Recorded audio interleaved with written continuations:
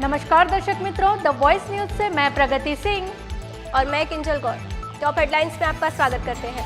आप देख रहे हैं आपके अपने विस्तार की प्रमुख खबरें। एक नजर आज की प्रमुख खबरों पर। कर्नाटक में भीमा नदी का जलस्तर बढ़ने से कालाबुरागी जिले के देवल गंगापुर गांव में नदी पर बना पुल डूब गया। दादरा नगर हवेली के विभिन्न सरकारी विभागों में पिछले 4 सालों से रिक्त पदों को भरने के लिए शिवसेना ने प्रशासक को सौंपा लिखित प्रस्ताव। प्याज और आलू की कीमतों में बढ़ोतरी के खिलाफ विपक्षी सांसदों ने संसद में किया विरोध प्रदर्शन। सापुतारा के नागेश्वर महादेव मंदिर की दान पेटी से चोरी करने वाला होमगार्ड पकड़ा गया। नेपाल के नुआकोट में एक हेलीकॉप्टर हुआ क्रैश। दादरा नगर हवेली में हर घर तिरंगा कार्यक्रम के तहत एपीजे अब्दुल कलाम कॉलेज में आयोजित हुआ कार्यक्रम। अप्रैल और मई के दौरान 4.8% पर स्थित रहने के बाद मुद्रास्फीति जून में बढ़कर 5.1% हो गई। ऑस्ट्रेलिया में आतंकी खतरे की वजह से टेलर स्विफ्ट के 3 कॉन्सर्ट हुए रद्द। गुजरात के मुख्यमंत्री भूपेंद्र भाई पटेल ने स्वतंत्रता दिवस के पहले हर घर तिरंगा अभियान के तहत अपने आवास पर राष्ट्रीय ध्वज फहराया। आईएमडी द्वारा मुंबई के ठाणे में ऑरेंज अलर्ट जारी किया गया। आरबीआई की मौद्रिक नीति समिति ने यथास्थिति बनाए रखने का फैसला किया। रेपो दर 6.50 पर अपरिवर्तित रखी गई। दिल्ली आबकारी नीति सीबीआई मामले में राउज एवेन्यू कोर्ट ने सीएम अरविंद केजरीवाल की न्यायिक हिरासत 20 अगस्त तक बढ़ा दी। उन्हें तिहाड़ जेल से वीडियो कॉन्फ्रेंसिंग के जरिए पेश किया गया। कांग्रेस सांसद हिबी ईडन ने वक्फ अधिनियम संशोधन विधेयक का विरोध करने के लिए लोकसभा में स्थगन प्रस्ताव का नोटिस दिया। पुणे में जीका वायरस के 7 नए मामले आए सामने। शहर में अब तक 73 केस। धार्मिक नेता बहादुर चंद वकील की मृत्यु के बाद हरियाणा स्थित सिरसा में सुरक्षा बढ़ा दी गई। साथ ही अस्थायी रूप से इंटरनेट सेवाएं भी बंद कर दी गई। जापान में आया 7.1 तीव्रता का भूकंप। सुनामी की चेतावनी जारी। आगामी इंडिपेंडेंस डे 2024 के मद्देनजर नागरिकों में जागरूकता बढ़ाने के लिए दिल्ली पुलिस ने वांटेड आतंकवादियों के लगाए पोस्टर्स। महाराष्ट्र के पूर्व मुख्यमंत्री उद्धव ठाकरे राज्यसभा सांसद कपिल सिब्बल के आवास पर पहुंचे। गंगा और यमुना नदी का जलस्तर लगातार बढ़ने से प्रयागराज के कई इलाकों में हुआ जलभराव, जिसके कारण स्थानीय लोगों को करना पड़ रहा है परेशानियों का सामना। इजरायली सेना ने दक्षिणी लेबनान में हिजबुल्लाह के कई ठिकानों पर किया हमला। कड़ी सुरक्षा के बीच अमरनाथ यात्रियों का एक और जत्था पंथा चौक आधार शिविर से बालटाल यात्रा आधार शिविरों के लिए हुआ रवाना। नोबेल विजेता मोहम्मद यूनुस को बांग्लादेश की अंतरिम सरकार का नेता चुना गया।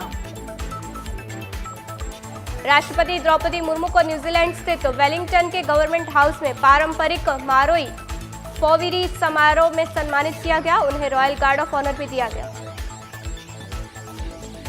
उत्तराखंड स्थित हरिद्वार के कई इलाकों में हुई तेज बारिश। तमिलनाडु स्थित विरुधुनगर जिले के श्री विलीपुरुथ मंदिर के आदिपुरम रथ उत्सव में बड़ी संख्या में भक्तों ने लिया भाग। ओलंपिक पदक विजेता स्वप्निल कुसाले का पुणे हवाई अड्डे पर भव्य स्वागत किया गया। फिल्म अभिनेता राजपाल यादव ने आज देहरादून सचिवालय में उत्तराखंड के मुख्यमंत्री पुष्कर सिंह धामी से की मुलाकात। बांग्लादेश से अवैध घुसपैठ रोकने मणिपुर के कुछ जिलों में लगाया गया कर्फ्यू। कोयला मंत्रालय के सचिव अमृतलाल मीना और कोल इंडिया लिमिटेड के एमडी पीएम प्रसाद ने ओडिशा के सीएम मोहन चरण मांझी से की मुलाकात। बिहार के नवादा में बिजली गिरने से 5 लोगों की हुई मौत। जम्मू कश्मीर स्थित पूंछ पहुंचा बाबा बुद्धा अमरनाथ यात्रा के 700 भक्तों का पहला जत्था। संसद में राजनाथ सिंह के कमरे में बड़ी बैठक। अमित शाह और जेपी नड्डा भी मौजूद रहे। विधानसभा चुनावों के मद्देनजर महाराष्ट्र के उप मुख्यमंत्री और एनसीपी अध्यक्ष अजीत पवार एनसीपी की जनसम्मान यात्रा में हुए शामिल। पूर्व प्रधानमंत्री देवगौड़ा ने अमित शाह से की मुलाकात। हरियाणा स्थित सिरसा के इंडियन नेशनल लोकदल नेता अभय सिंह चौटाला ने डेरी जगमावाली प्रमुख बहादुर चंद वकील को दी अंतिम श्रद्धांजलि।